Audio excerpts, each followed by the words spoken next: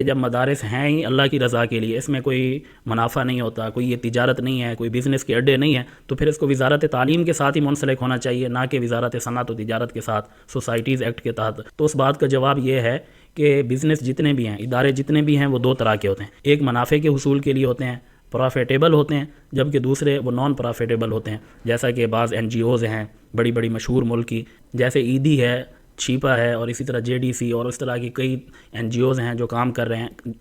رہی ہیں،